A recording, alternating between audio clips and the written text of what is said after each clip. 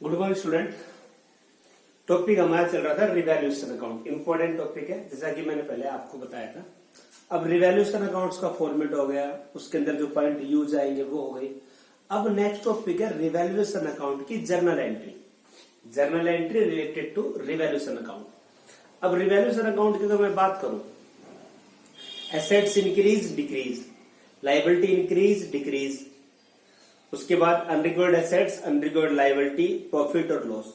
तो रिवैल्यूएशन की total 8 entry बनती है। एसेट्स इंक्रीज होने पर, डिक्रीज होने पर, लायबिलिटी इंक्रीज होने पर, डिक्रीज होने पर, unrecord assets, unrecorded liability, revaluation का प्रॉफिट और लॉस।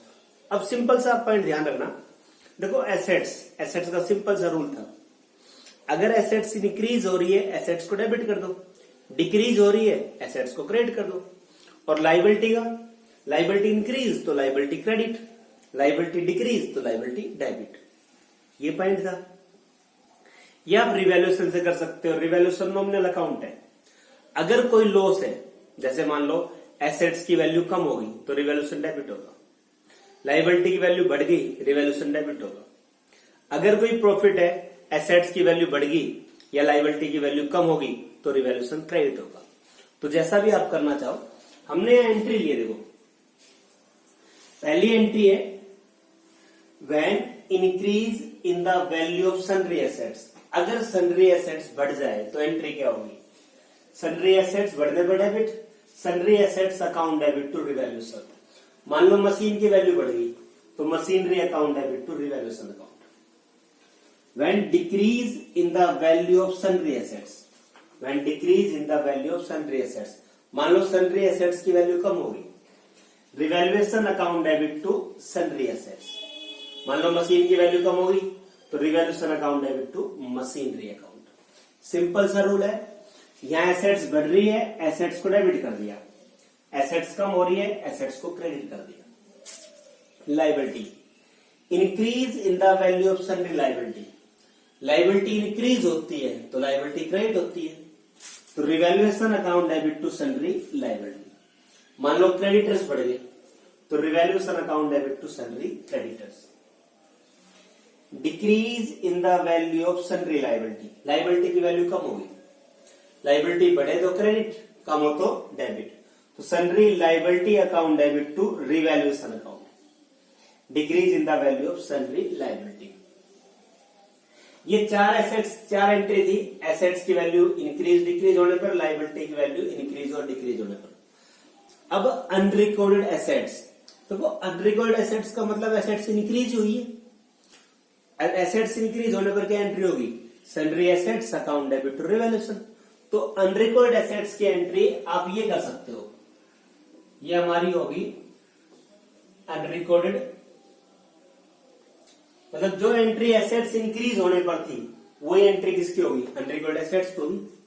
मान लो अनरिकॉर्डेड टाइपराइटर है तो typewriter account debit to revaluation account.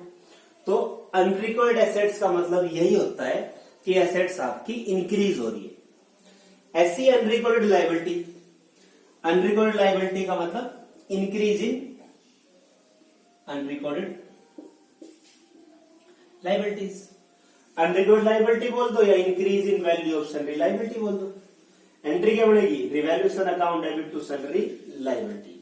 तो अनरिकॉर्डेड एसेट्स की एंट्री और इंक्रीज इन सन्ड्री एसेट्स की एंट्री सेम है, तो अलग से नोट नहीं करवा रहा मैं। Increase in the value of sundry liability और अनरिकॉर्डेड लायबिलिटी की एंट्री सेम है, तो ये देखिए तो हमें 6 एंट्री होगी। 7 एंट्री है profit on revaluation accounts. Profit on revaluation, revaluation का प्रॉफिट कब होता है? जब रिवैल्यूएशन का क्रेडिट साइड ज्यादा हो। वो जो प्रॉफिट हुआ वो ट्रांसफर कर देंगे पार्टनर्स की कैपिटल में या उसके करंट अकाउंट में। तो revaluation account debit to old partners capital या करंट अकाउंट। अगर रिवैल्यूएशन का प्रॉफिट है तो revaluation account debit to old partners capital या current account. Profit on revaluation account transfer to capital account in the old ratio. Profit on revaluation account transfer to capital या current account old ratio.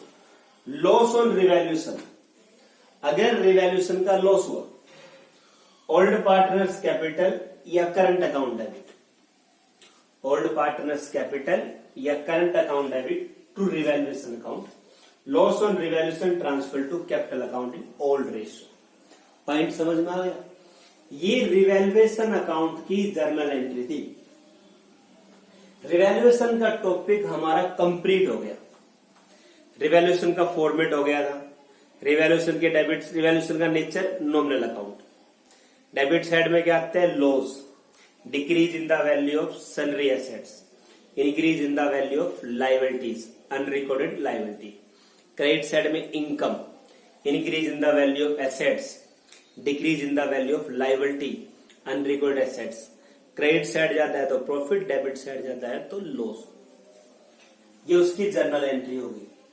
Revaluation account में to और bye का use था, provision for doubtful debts का use था। ये topic हमने करवा दिया था।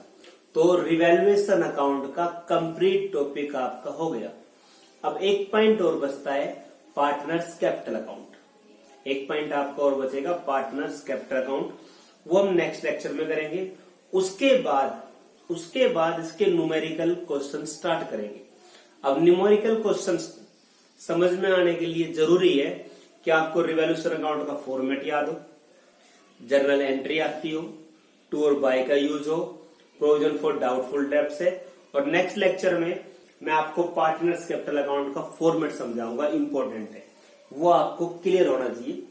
तब आपके ये क्वेश्चन होंगे लॉन्ग क्वेश्चन। एक 8 मार्क्स का आपका इसमें से 100% आएगा। तो अच्छी तरह से आप फॉर्मेट याद करोगे और जर्नल एंट्री याद करोगे। नेक्स्ट लेक्चर में पार्टनर्स कैपिटल, फिर हम न्यूमेरिकल पोर्शन स्टार्ट करेंगे। Thank you student.